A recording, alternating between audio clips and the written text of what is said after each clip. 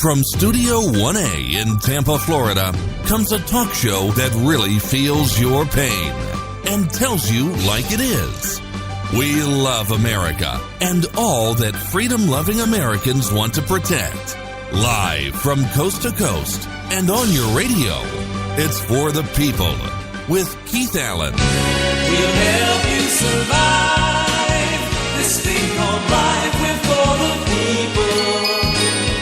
Whatever your source of stress or strife, for the people is there.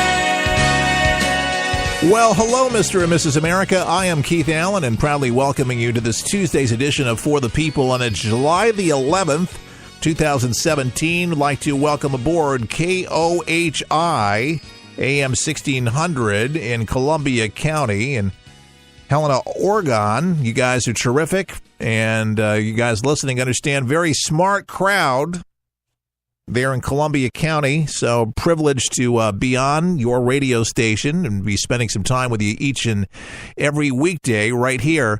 By the way, if you like the show, we invite you to visit our website at forthepeopleshow.com. Nice and easy, forthepeopleshow.com. You can throw darts at my picture, get to know me a little bit in the show and what we believe. But we like to say a good dose of common sense daily. We look at the headlines, we look at the things happening, and, of course, we have a conservative point of view, so if that offends you. And no fake news. We don't try to canter up the Inquirer or try to make up stories or fan the flames of hatred or anything like that. That's just not our bag. It's things that we don't like to do and participate in it. So you may want to flip over somewhere else if you're looking for something of that nature, kind of like CNN. Not my favorite channel. So KOHI country, great to be on your station. You guys are a fine group of folks. Look forward to growing with you. And KLID in Poplar Bluff just joined us yesterday in Poplar Bluff, Missouri on AM 1340. So that's good news there as well. So going to be dishing up the same thing. And appreciate you guys being our affiliate and our partners. Jane Sanders, Bernie's wife, she looks like she is definitely going to have a grand jury, a federal probe reportedly seeking grand jury testimony from her. And this is just not looking really good, as she was, seeking out $6.5 million loan from People's United Bank to buy the tax-exempt bonds issued by the state agency. And it was wrapped up with the church for a $3.65 million second mortgage from the Roman Catholic Diocese of Burlington. And her name's on it. It's just they're trying to secure the money. Sanders submitted a spreadsheet that attempted to show appropriate parties that the school had $2.4 million in confirmed pledge grants and other funds to repay the debt, but the truth be known, that wasn't the case. And Bernie Sanders, of course, standing by his wife.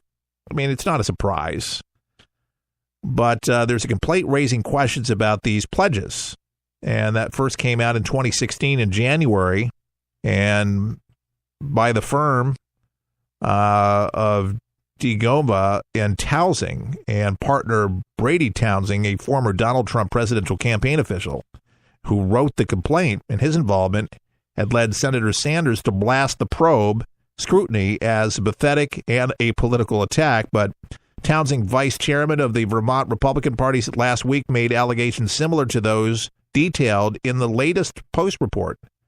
In order to get those loans, she had to confirm guaranteed donations of $2.6 million, Townsing said on Tucker Carlson tonight. He said of that $2.6 million, the school was only able to collect about 25% and the confirmed donations. 3 of the donors have come forward to say that the school overstated their pledge amounts. Folks, they fudged the numbers. It's done all the time, but not everybody gets caught about it. They don't get caught. But if you do a probe, you look into it, do some research, and you're not as good as you thought you were, things didn't shore up as the way, and that's what happened. The money just didn't come all together. And it looks like it's crushing down on them both And it's just not looking good for both of them. Sanders spokesman Jeff Weaver, of course, denying the allegations and confirmed that Jane Sanders hired a law firm in the spring in an effort to thwart any efforts by the Trump Justice Department to use the investigation as a way to block a potential 2020 opponent. Now, while the Obama administration was in office, I don't think anyone thought that these baseless allegations warranted hiring a lawyer, Weaver told the Post. But with the Trump and Attorney General Jeff Sessions at the helm, that's a very different situation. Yeah. Nobody likes accountability. So sorry you fudged the numbers, and so sorry the money was there, and so sorry everybody kind of lost out on the deal because people did lose their butts on this, that gave money on this. But who cares about the people that got hurt? Just as long as it's not us, right? Just as long as it doesn't affect Miss Sanders and Bernie Sanders. No, don't let it affect us. But everybody else, it's okay. People are not very, very happy about it. Feel the burn, baby. Feel the burn. Yeah, and the last I checked, embezzlement and fraud, these are pretty steep charges. Very steep charges. Her fingerprints are all over this thing. Big time. Politically motivated? Well, listen.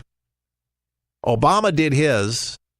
He went after plenty of conservatives, and plenty of conservative companies got audited more than one time, dozens of times, including Donald Trump. It happens during administrations. Okay, and if they find nothing, they find nothing. But it's not the first. Bill Clinton, they had their share of people in opposition. You don't think they took them out? I've seen it firsthand. It happens all the time. It's just the message, folks, the message that Bernie Sanders in his book and his movement, this guy is such a flip-flopper, it's not even funny. Now you would think that he's friends and he might just be one of the front runners for the DNC. Forget if he's running on his own party, another platform of independent. This guy he's going to become a Democrat. He's going to become a Hillary supporter. Can you imagine both of them running? No, he needs to run with Susan Warren. Yeah, that would be good. She's such a flake. Both of them snowflakes. Socialize everything. Socialist United States of America. That'll be beautiful. See how it's working in Seattle with minimum wage? Yeah, we're going to make so much more money. Yeah, they cut your hours. Oh, and your health too. And why did they do that? You think the companies, these capitalists, wanted to be mean? They were losing money. They don't want to lose money. They want to make money. Any business that's in business, it's exactly what they want to do. You're in a bare bones job. You're doing fries. You're serving tacos at Taco Bell. You're a barista, at Starbucks. Is that going to be your unless you own the Starbucks? Yeah, you're going to make some money, but I don't think you're going to be able to buy that brand new house at Starbucks. It's an entry level position, is what they call it. It's not huge. But these socialists, they have it all figured out. We'll just put everybody on a equal playing field, and we'll just allow everybody will have just enough. Let's look towards Cuba and see how that's working out for the Cuban folks. Yeah, they have plenty, don't they? McDonald's. Now that's it's a name that I don't eat Big Macs, but I used to back in the day. And I used to like their fries before they dipped them in grease and all that stuff. But they've been having some issues, after hours with rowdy customers. And they're trying something completely new. And there's been science behind this. So this is not so flaky at all. When I first saw this, I thought, this actually makes some sense here. Well, a couple of Mickey D's locations, and they're starting this off in Scotland and England. They're reportedly pumping in classical music into their restaurants. Now, this is an effort to keep, again, the late-night rowdies from getting too rambunctious while waiting for their McNuggets. And it's working. Initial reports are saying that it's working right now. The Glasgow's busiest McDonald's, who claims that playing artists such as Bach and Beethoven encourages calm behavior. Yeah, calm behavior. I know it's odd, but this is a strategy. And they're thinking that this might be something for McDonald's worldwide. The restaurant patrons, too, have noticed the difference. In the past few years, things seem to have just got out of hand for a little. And then the customers recently told the Daily Record it's often more about the large numbers of people hanging about outside rather than those inside. But you can see some sights there. And late at night, it just goes to another level. Another level would actually be putting it lightly. According to the Daily Record, police have been had to respond to at least 200 incidents there at this specific McDonald's alone over the past 14 months. In fact, the website claims that Scottish authorities have called that McDonald's a drain on resources because it needs constant patrolling. It sounds like, folks, a lot of Walmarts in our country. Seriously. Now, I know that's big doings in some parts of the country. You go to the Walmart. Listen, I'm not mocking flyover country.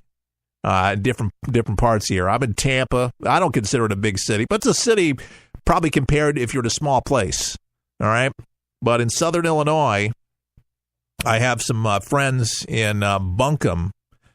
That's the name of the city, Buncombe, Illinois. It's outside of Carbondale in Marion, Illinois. But anyway, I'll never forget this.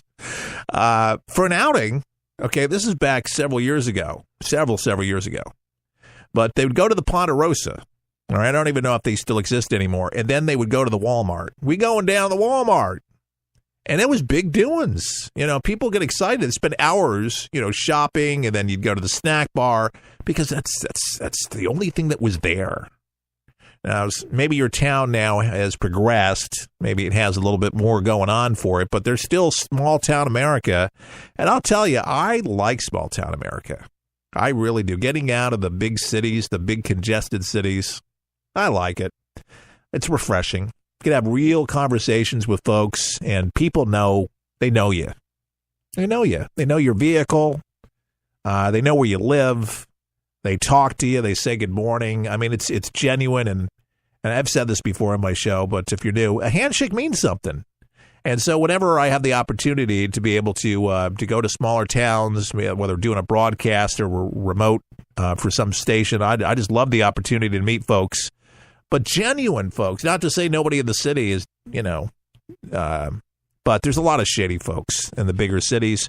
And hey, I applaud McDonald's. I like some classical music. It calms them down. And if you know somebody that's hot-headed, maybe you live with them, put on a little classical music. Studies have really shown that it can calm the beast. It's just a known. The scientists have really found this out to be the truth. So if it's working for McDonald's, and coming soon, by the way, to McDonald's locations in the United States. So if you hear classical music, next time you're down in that Big Mac, you can say, "Hey, I heard that story from Keith Allen. He was telling me about it." I like lifestyle stuff. Stuff that's relatable. I mean, all of us once in a while will go for a burrito at McDonald's, right? Now, I'll take Chick-fil-A over McDonald's any day, but 2 burritos, the breakfast burritos, and a little coffee, they wash down really good. But here's the trick with the burritos, okay? You either use the salsa sauce that they give you or the hot sauce. I like the hot sauce. They have the scrambled eggs, and they have the peppers and onions, okay? And you put a little of that, bada bing, bada boom. It's delicious. It really is. And just make sure they're hot. Because occasionally you go through a McDonald's. I don't do it every morning. But, if you're running late and you go in, you try them, fresh eggs. It's like a little burrito with the eggs wrapped up and the salsa. It's just the coffee washes it down and you're set. It's just a beautiful thing. Now, you don't want to do this after this story. People do the darndest things. Was it Art Linkletter? He used to do a show back in the day. I got to meet him before he passed away.